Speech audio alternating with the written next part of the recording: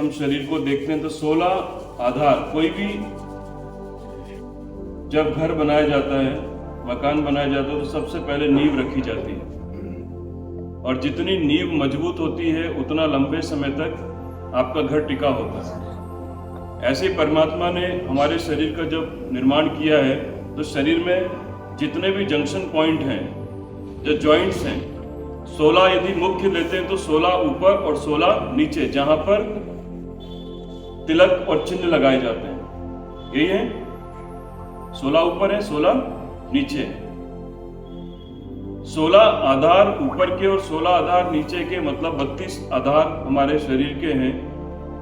यदि ये 32 आधार हमारे शरीर के स्वस्थ हैं तो हमारा शरीर निरोग हो जाएगा। किसी के पैर खराब हो गए तो वो क्या करता है, घुटनों के कारण हाथ की एक्सरसाइज बंद कर देता है। ये दिक्कत हुई है, मगर ये तो सही है, मगर वो ये भी बंद कर देता है। और आपको पता है हमारा श्वास का संबंध हमारे शरीर के हर हिस्से से है। जब हम चलते हैं ना तो हमारी ईड़ा और पिंगला पर इसका असर होता है, चंद्र और सूर्य नाड़ी पर इसका प्रभाव पड़ता है, पता है। दौड़ने से, भागने से, चलने से, पैरों को बार बार ऊपर नीचे करने से आपकी जो श्वास का बैलेंस गड़बड़ हुआ था वापस चालू हो जाता है। इसीलिए योग प्रारंभ करने से पहले आपको क्या करवाया जाता है? हाँ, सूक्ष्म अभ्यास। हालांकि ये जो आपको करवा रहे हैं वो मजबूरी होती है, क्योंकि आपको बहुत, यदि हल्का करवा दिया तो बोलेंगे आज ट्रेनर ने करवाया नहीं सही, है ना। जबकि होना क्या चाहिए, 16 आधार ऊपर के और 16 आधार नीचे के, इनको पहले सूक्ष्म अभ्यास में लेना चाहिए। जैसे हाथ की कलाई का अभ्यास है, उसको घुमाना है, गर्दन है, ठीक है, आपके कंधे हैं, आपकी कोहनियां हैं, आपके शरीर के सभी हिस्सों को सबसे पहले, क्योंकि रक्त संचार रात भर में धीमा हो गया और बहुत सौ को तो वो रक्त पूरा जा भी नहीं रहा है, ब्लॉक है। तो सबसे पहले वो रक्त वाहिनियां आपको सही करनी है, तो ही तो ऊपर के 16 और नीचे के 16 सही रहेंगे। तो आपने अभ्यास नहीं किया, सीधे आए और प्राणायाम करने लग गए तो आपको लाभ नहीं मिलेगा। फिर आप दूसरों को बोलेंगे कि योग हम करने जाते हैं, मगर हमने कितना पसीना बहाया ये तो हम ही जानते हैं खुद। हमें खुद को नोट करना चाहिए कि यार आज मैंने इतना अभ्यास किया, एक पसीने की बूंद भी नहीं आई। अब आप पसीना भी कैसे लाते हो मालूम है? बहुत तेज मेहनत करके पसीना लाते हो, ये भी गलत है योग में। सबसे पहले वो पसीने की जो ग्रंथियां आपकी सूख चुकी हैं, वो एकदम से पसीना नहीं आएगा। या तो किसी की बहुत सक्रिय है या फिर किसी की बिल्कुल भी काम नहीं कर रही। तो हमें धीमे धीमे अभ्यास करके उन सब को सही करना है। जैसे सूखी लकड़ी को लो और आप ऐसे करोगे टूट जाएगी। किसी किसी की नस नाड़ियां भी ऐसी हैं, और अचानक वो तेज अभ्यास करेगा या बहुत जोर देकर अभ्यास करेगा तो उसकी नस नाड़ियों में क्या होगा? फायदे की जगह उसको नुकसान होगा। बताओ किसकी गलती है?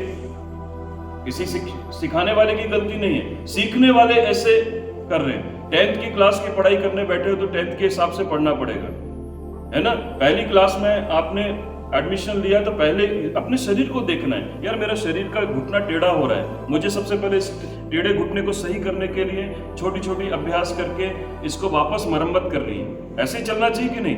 मेरे को यहाँ दर्द है, मुझे यहाँ का अभ्यास करके धीरे धीरे इसको इस लायक बनाना है। हम थोड़ा रुक कर अभ्यास करें, शांति से करें। सेतु दीर्घकालीन अंतर सत्कार से भी तो दृढ़ भूमि। लंबे समय तक अभ्यास का रिजल्ट शरीर स्वस्थ होता है। शरीर स्वस्थ करने के लिए हमें ऐसे अभ्यास करना है। तो 16 आधार हल्के अभ्यास से सही करो, फिर धीरे धीरे उसको बढ़ाओ और बढ़ाओ। जहां आप ये 10 कर रहे थे ये आपकी 50-100 तक पहुंच जाए, है ना।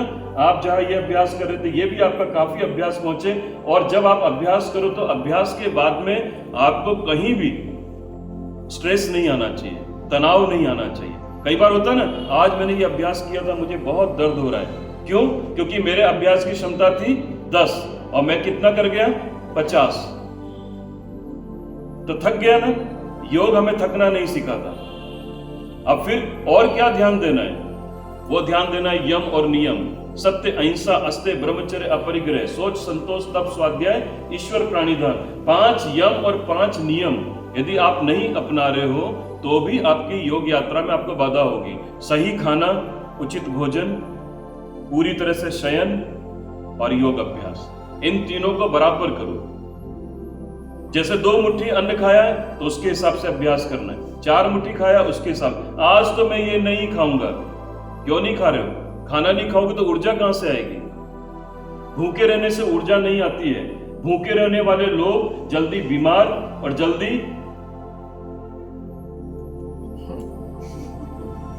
है ना, ज्यादा खाने वाले भी, ज्यादा सोने वाले भी और नहीं सोने वाले भी। इसलिए हमें बीच में रहना है, मध्य में। वीणा के तारों को इतना मत कसो कि वो टूट जाएं और इतना ढीले भी मत छोड़ो कि वो बजे ही नहीं, जिसमें साज ही नहीं हो। तो हमें दोनों स्थिति को बैलेंस करना है। हम यहां गलती करते हैं, यदि हमें गुलाब जामुन पसंद आ गया तो हम सारे खा जाएंगे, किसी को नहीं देंगे। ये हमारी स्थिति होती है और इसी कारण से हमें बहुत सारे रोग बढ़ जाते हैं। तो हमें अभ्यास कैसा करना है? जिस अभ्यास से हमारे शरीर को लाभ हो और हमें मानसिक शांति मिले। ठीक है। अभी